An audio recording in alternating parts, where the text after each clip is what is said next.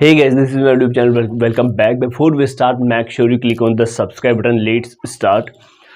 Majorly है जो what is the difference between revolution and rechecking, इसके रिगार्डिंग है जो बात करने वाला है। हालांकि मैं आपको लास्ट में मोस्ट इम्पोर्टेंट थिंग मैं आपको जो बताऊंगा वो भी आप है जो वहाँ तक पहुँचना आप बिल्कुल ईजीली।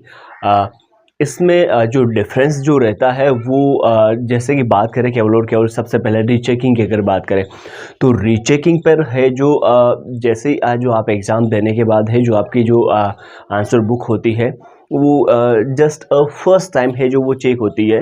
देन बाई चांस ही ऐसी बात होती है लगभग 0.01% लगभग डेटॉल की तरह।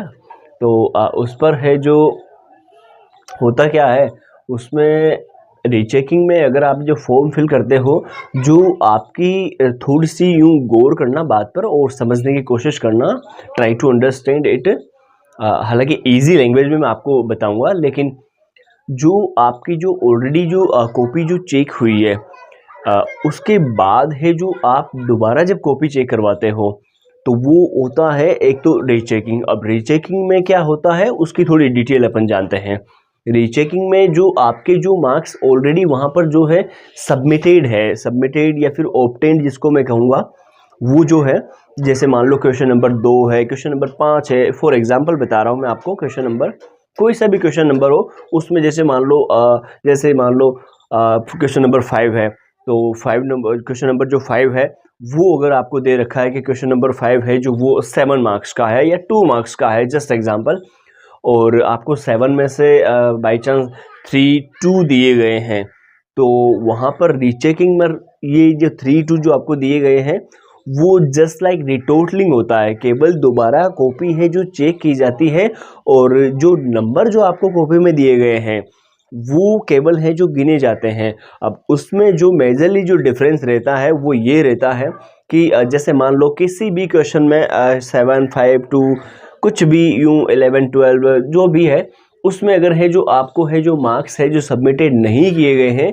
या फिर है जो आपके आंसर बुक जो है आपकी बोर्ड की कॉपी है, यूनिवर्सिटी की जो कॉपी है आपकी, उसमें है जो आपको है जो उसमें मार्क्स नहीं दिए गए हैं, कहने का मतलब ये हो गया कि बाई चांस बाई मिस्टेक है जो चेक करना है जो भूल गए होंगे या फिर है जो अगर आपका वे ऑफ आंसरिंग, अगर आपका आंसर देने का तरीका अच्छा है कि आपने गैप दिया था क्वेश्चन के बीच में तो फिर वो वहाँ पर तो थोड़ी सी है जो फोकस हो जाता है, हाईलाइट हो जाता है। लेकिन अगर आप जस्ट कंटिन्यू अगर आप आंसरिंग कर रहे हो क्वेश्चंस के तो फिर वहाँ पर है जो ऐसे मिस्टेक के जो चांसेस है वो काफ़ी ज़्यादा इंक्रीज़ हो जाते हैं, क्योंकि वहाँ पर है जो कोई अकेले बच्चे की जो आंसर बुक रहे हैं वो नहीं रहती है।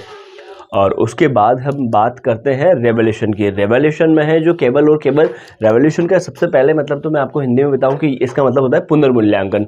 अब पुनर्मूल्यांकन में होता क्या है, जो मूल्यांकन आपका किया गया है, मूल्यांकन अब वो अब आप प्रश्नों का मानो, आपके उत्तरों का मानो या फिर आपके जो अंक है उनका मानो, मार्क्स का यूँ, तो उनका है जो पूरा का पूरा पुनर्मूल्यांकन किया जाता है।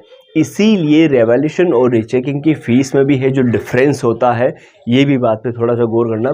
बाकी है जो अंतिम बात ये है, नीचे है जो आपको किसी भी बोर्ड से हो, किसी भी यूनिवर्सिटी से हो, नीचे आपको कमेंट सेक्शन में पिन करके मैं अभी हेल्पलाइन नंबर मैं प्रोवाइड करवा दूँगा, पिन करवा दूँगा मैं अभी टीम से।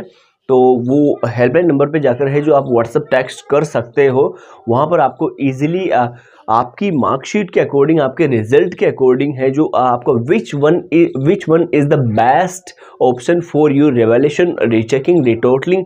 और किसी बच्चों को है जो सप्लीमेंट्री भी होती है, कंपार्टमेंट भी होता है, तो फिर वो आपको बेटर वैसे है जो एडवाइस है जो वो प्रॉपर बेटर वैसे आपको है जो दे सकते हैं। तो आप एक बार ज़रूर वहाँ पर जाइए और एक बार है जो जानकारी ले लीजिए, क्योंकि ये कोई एक दिन की बात नहीं है। That is your career, that is your time, that is your last year, that is your सब सारी चीज़ें आ जाती है। आपके क्लासमेट हो गए, सब कुछ हो गया यूँ, क्लासमेट है, फ्यूचर है, करियर है, ऊपर से जो टाइम जो है, मेनली जो टाइम कहूँगा सबसे बड़ा टाइम होता है, क्योंकि that is the note matter of whole year पूरा आपने 1 साल वहाँ पर लगाया है, तो उसका जो कमबैक जो रहता है, उसका जो उसकी जो प्रोडक्टिविटी रहती है वो डिपेंडेंट ऑन यू कम्प्लीटली। तो होप यू अंडरस्टैंड इट। तो आगे के लिए मैं बेस्ट ऑफ लक कहना चाहूँगा। Thank you so much, see you. Subscribe now please.